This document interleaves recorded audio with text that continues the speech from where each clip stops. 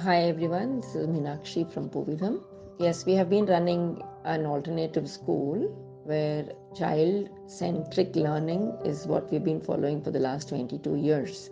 In my understanding, you can call a school child-centric when the child can make decisions about whether they want to engage in learning or not. In an environment where children have the freedom to decide and choose and to say no, their self-confidence is built, and by nurturing that self-confidence we can ensure that they will take initiative in learning.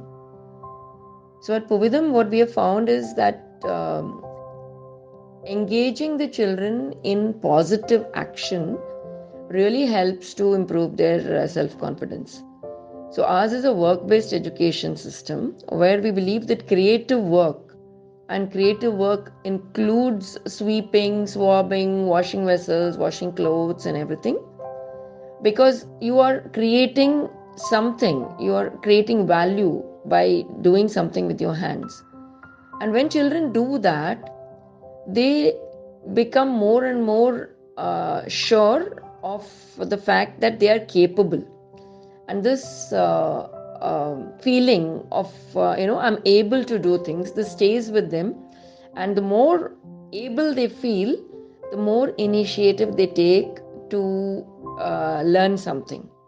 And they can be coerced easily also, like when we tell them that okay, if you don't like math, but you have to learn it for certain reasons, for say for going to the market, then you can coerce with them, and then you can make the learning a little more realistic. So we work with organic farmers, and we try to make sure that the children are doing organic farming themselves, and when they sell their goods, or when they are working in the fields and they've marked their plots, that's when the math comes in. So that is where child-centric learning means that we make the learning relevant to the children.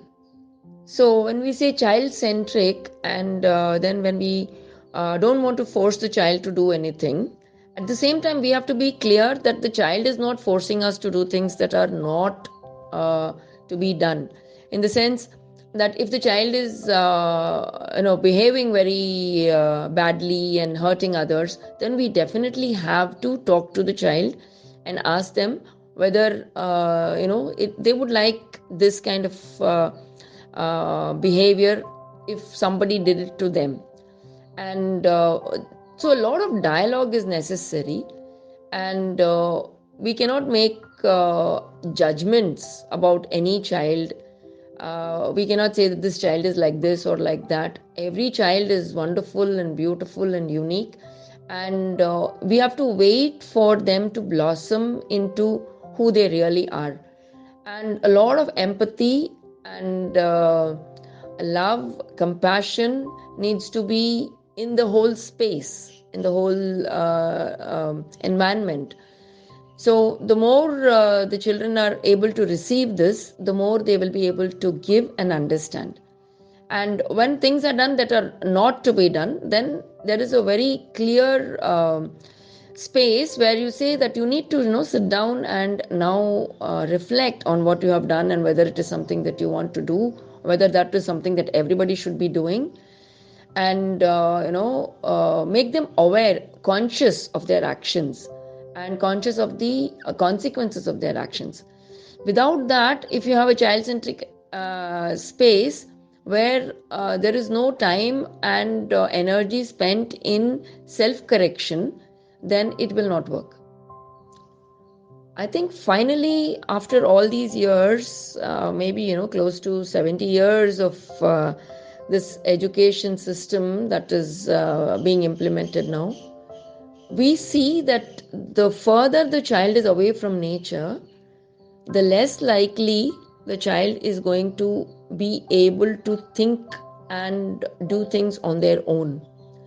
This dependence on nature is something that is very apparent. There is learning directly from nature is the only way that we can connect with ourselves. So I feel at this point in time where we are in such a climate crisis, we need to see value in connecting children with themselves and with nature.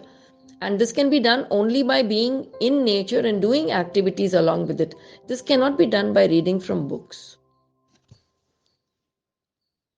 So in Puvidham, the structures are designed so that children do not feel compelled to be inside spaces.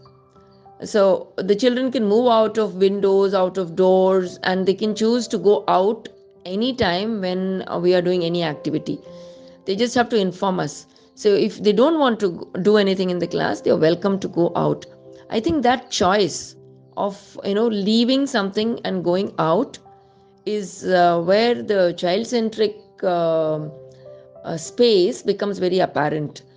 And by providing the children this option that, yeah, if you don't want to do this, you can go out, but please put your things away first. So they put their things away and then they go out, and they come and engage when they feel like engaging. Until then, we say that, okay, if you don't want to, fine, do what you like. So we wait, we give them time to experience not doing anything, time to experience not being forced to learn something.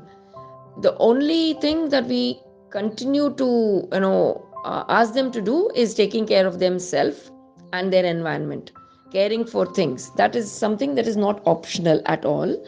But learning, yeah, whether they want to read or whether they want to just go and play, is something that they can choose.